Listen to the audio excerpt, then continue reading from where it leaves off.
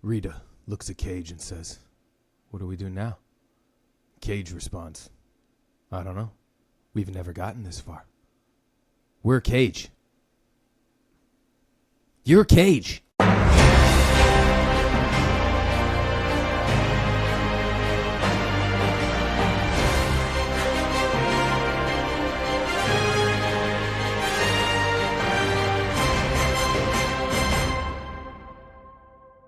Welcome to Security Today. That's right, we're back at it again for another episode of the Security Today podcast, brought to you in part by DoorJam. DoorJam is a convenient tool to prevent doors and gates from closing behind first responders and professionals in the trades.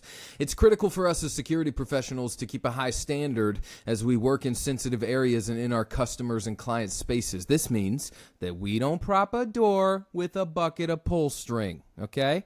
That makes them look like they're getting hacked or breached. Instead, you can use the device created by DoorJam, that's DoorJamm, to show that there is a technician at work and all is well. And you can use the discount code STPodcast at the website doorjam2ms.com and receive 10% off your purchase. Now, brand your DoorJam with your company's logos, make it a mandatory carry for all of your technicians.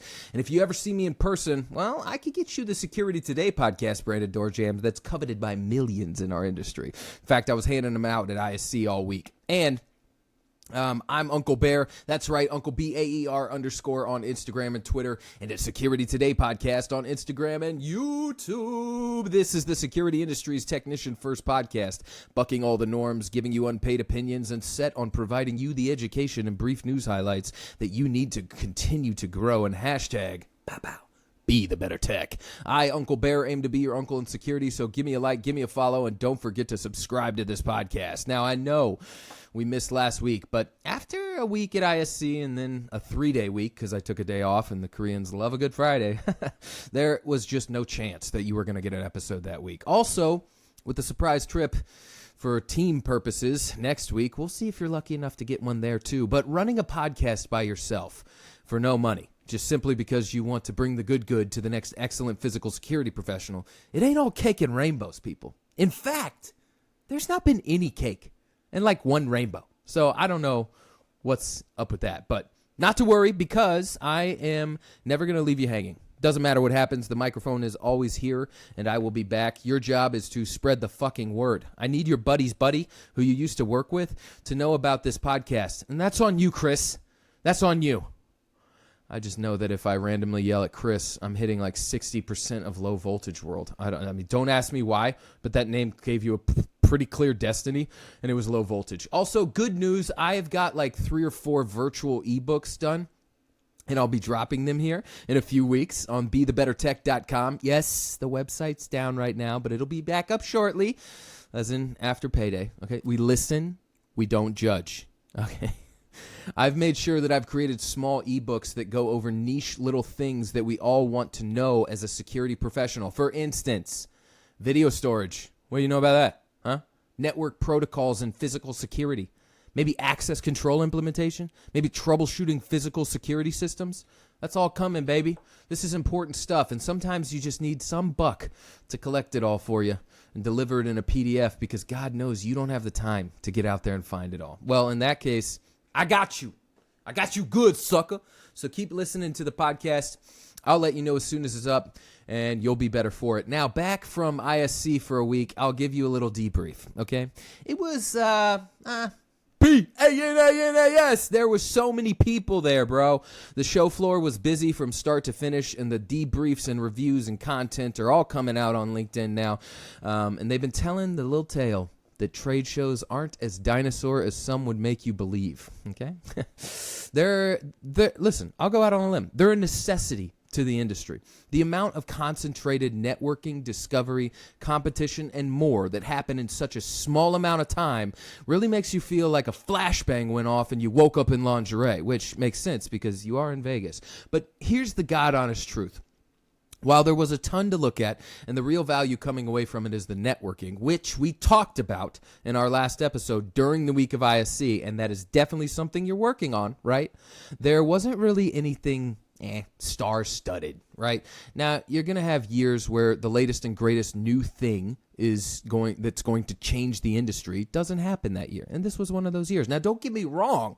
There was really, really, really cool tech that hit the showroom floor, but nothing that really broke the mold. And there was a whole section of startups. It felt very Silicon Valley, okay? Everything I saw, albeit it was a short walk, was software-based, so there's that.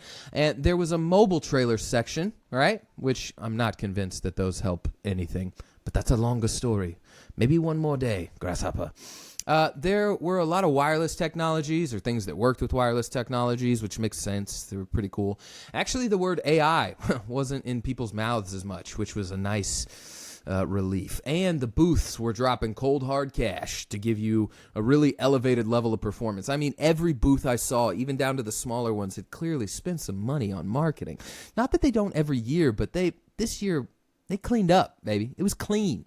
No real hard marketing misses. Now, that's not all you need to know about ISC, but that's all I'm going to tell you. So let's get into it. Let's talk about what we're going to talk about. If a picture is worth 1,000 words, well, then a door is worth about 3,500. And I'm going to tell you where to get it. And do you even know where physical security systems are headed? Well, I'm a trendy motherfucker, and I'm going to tell you. And I'm going to give you a clean shave down to the razor's edge. Wink, wink. Follow me, and you'll be looking better than ever. But first, every single week on this episode, we give a shout-out. That's right. Instagram handle that's absolutely been killing it, and this week, the shout-out goes to @GoSecureSolutions Ltd. All right, you got to go follow them right now. I got to give my fellow fitters from across the pond some credit, right?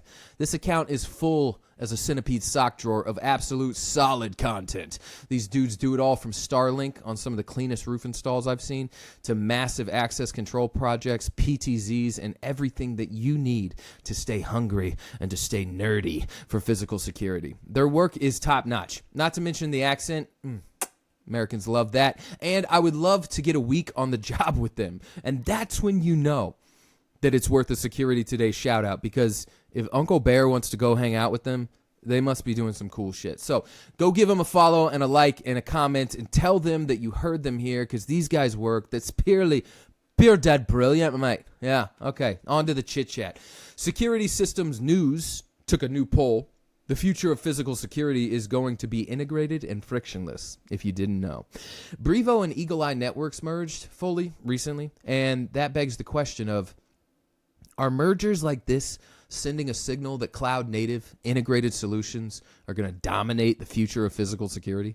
Well, 65% of SSN's poll believe so, and while 24% still believe that hybrid or an on-premise system will remain essential. Chris Gilbert is the president of Security Pros, an integrator out of Indiana land.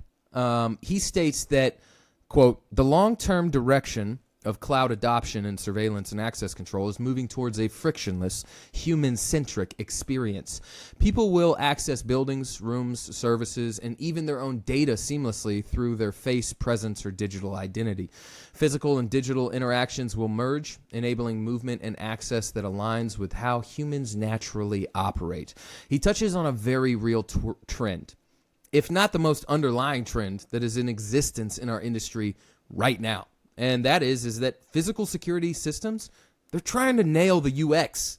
That's user experience. Features are guided by how the human interacts with the system. The user interface is looking to go to the cloud so that there isn't some huge need to manage on-prem devices. Manufacturers, they're trying to smush all physical security systems into one dashboard, cloud, portal, login, interface thingy. Integrations are running off of APIs, and they're hedging past our industry into like single sign-on, active directories, building management systems, and more. Amazon, Google, Apple, the tech giants, they're making moves to wiggle their death fingers into our industry, and it's all heading that way. So what does this mean for you, the integrator? Well, you need to start expanding your physical security knowledge if you haven't already. You need to understand relay logic, intrusion detection, access control, video surveillance, cybersecurity. You need to understand how software platforms are built and they biologically flow the way that our brain wants them to. You need to actively be working towards that, because what's going to happen is you're going to have all these systems in the future do all the things. But they need a human that knows all the things to be implemented well. And when you know all the things and you can prove it by talking about them in front of the client, that's where you're really going to shine. Because every dope this side of the Mississippi will be putting it in. But they won't know how they're supposed to work independently to then know how they need to integrate them for specific sites. You're going to get cookie cutter installations, and those will begin to present major holes because of the variety of situations you run into when you're installing in such different locations. For instance, a hospital, a school, a bakery, and a social security site. They all require different things. The manufacturer is going to tell you, well, our solution does all those things. But don't be the dipshit that thinks that the same 10 devices is going to cover all of those needs across all of those sites. You need to learn. And you could go to BeTheBetterTech.com. Start learning right now. Well, not right now. It's down. But it will be back up. Let's get into the product highlight. Speaking of trying to expand your knowledge and what you know how to do, it'd be a good idea if you're in access control to also kind of be indoors. I know. But BT Modular is a leading supplier of high-quality commercial doors and door hardware for the modular industry. Located in Lancaster, Pennsylvania, they provide hardware that is designed and assembled in the USA, ensuring that durability and reliability remain in every product. As a sister company to PDQ Locks, if you don't know them, you should, they are committed to upholding the same exceptional standards of efficiency and quality. So for over 40 years, PDQ Locks has consistently delivered products within 5 days of receiving POs. BT Modular brings the same dedication to the modular industry, offering dependable solutions tailored to your needs. They offer doors and frames that can come furnished or unfurnished. Their Bilson and Bilson XL doors offer a pre-hung design with a hollow metal build, kerf frame, and a powder coat finish. It was engineered for seamless installations and long-lasting performance. It's available in a variety of color options and light kit sizes. Lights are windows, if you don't know that, okay? Get with the program. The Bilson doors are prepped for standard 161 prep and has a deadbolt prep add-on option. BT Modular maintains strategic locations across the country for their inventory hubs in Lancaster, Pennsylvania, Kansas City, Missouri, stand up, 913 to the 816, bitch. That's where I'm from. And Portland, Oregon, allowing them to deliver your orders in just 3 to 5 days. It's always good to have a door company on hand that you don't have to memorize this huge catalog or long numbers to get what you need. You install access control. You just need to know that the moment that your client's forklift puts a fork through the door like a medium rare steak, in 3 to 5 days, you can have one taking its place. Now, learning to install it, well, that's on you, okay? I got my diploma in taking a little risk, having some grit, and, of course, YouTube. So check them out at bt-modular.com. And as always, you're welcome. Let's get into the meat. Now, I'm going to give you a little nugget, okay? A little shiny gold nugget. It's exciting. And the nice thing is that it's buried. It's buried in some 81st episode of an underrated, amazing security podcast in 2026. So that when we see it coming to fruition in 3 to 5, you'll already have known, baby. And here it is.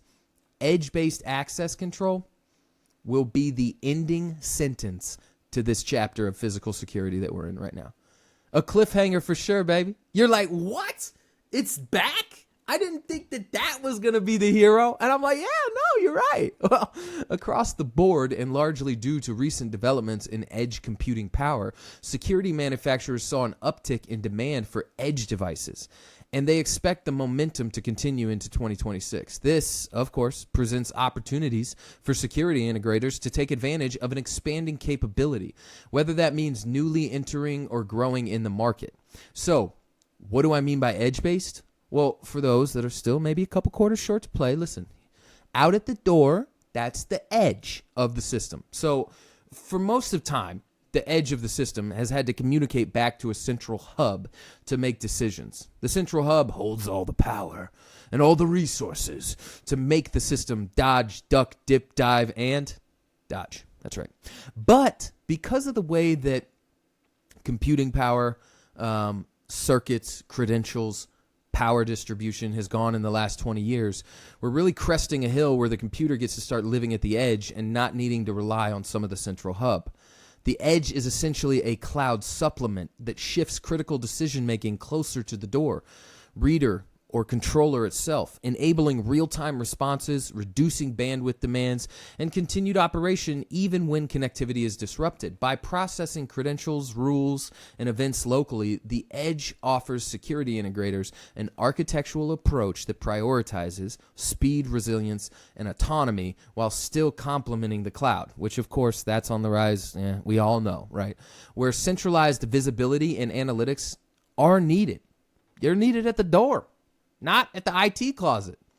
So that humble little reader that used to just be a troll that said yes or no to its little tiny bridge into its little tiny kingdom, well, that troll got fired recently.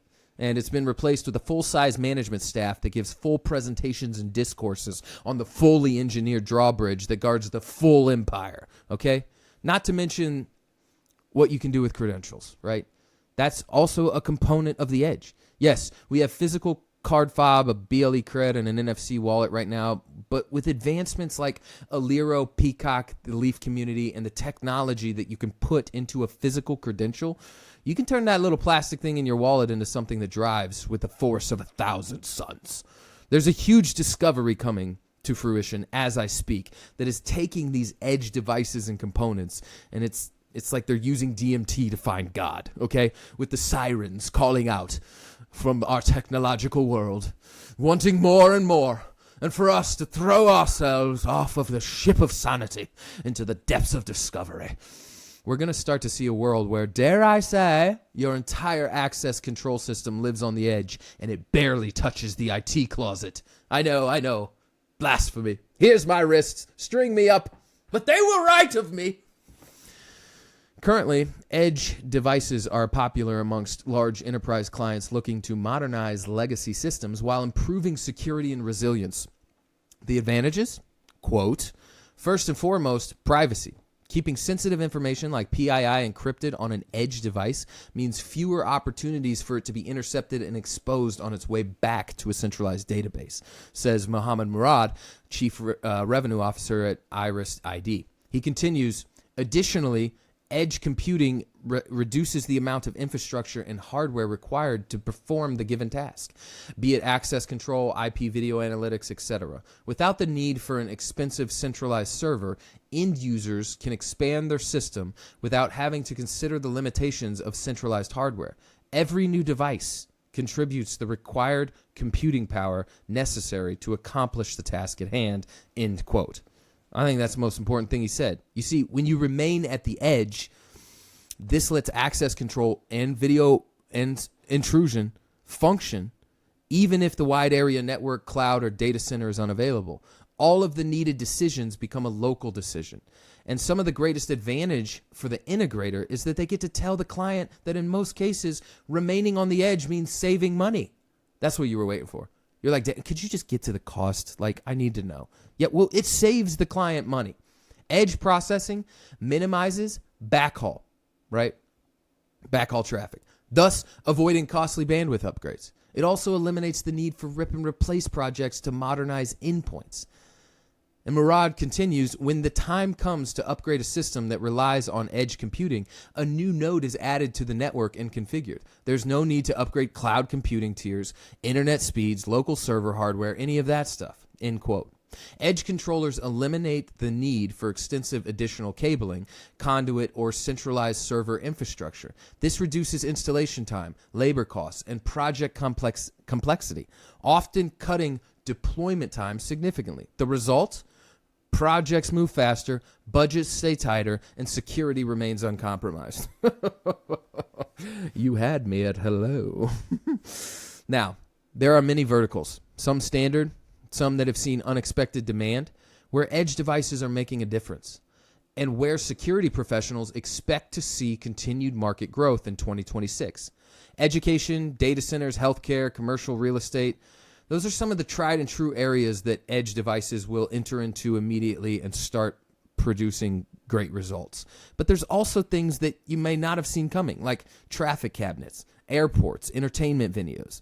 These sites will all start taking hold of the advantages that edge devices offer. The biggest hurdle right now in how fast this rolls out, because it is a behemoth of a change, it will eventually get there. But the biggest challenge is actually going to be You, the integrator. The integrators are going to have a bit of a learning curve.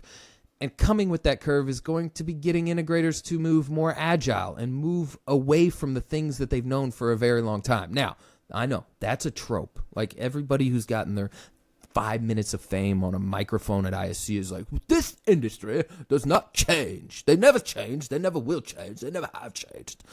And it's because they move so slow and they don't change. And like, yeah, okay, that was true for a long time. But the upside here is that in low voltage and physical security integrator spaces, there's actually this budding flower of more agile integrators on the market. It feels like integrators are having to become more agile to survive, to make money. And with that, you're going to get more and more in the space of who you can hire to do the thing. So get to moving.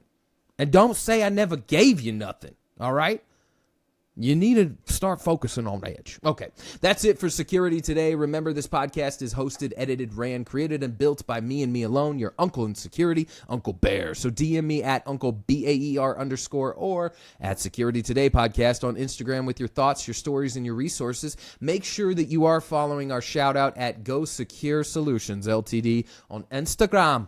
Also, use promo code STPodcast at doorjam2ms.com to secure a discount on your next batch of door jams for your technicians. If you've ever tried any of the products that I ever mentioned, please DM me. Let me know. I want to talk about it. This is like something that I actually enjoy. This podcast is driven by interactions with fantastic technicians on Instagram and industry players on LinkedIn like yourself. So, you know I'm hooking you up with the resources. Also, go follow at Be The Better Tech on Instagram. Start learning at BeTheBetterTech.com. That'll be up this week. The Security Today podcast educational arm where I try to bring you the education that you need to further your career and secure the world. We'll see you next week on Security Today.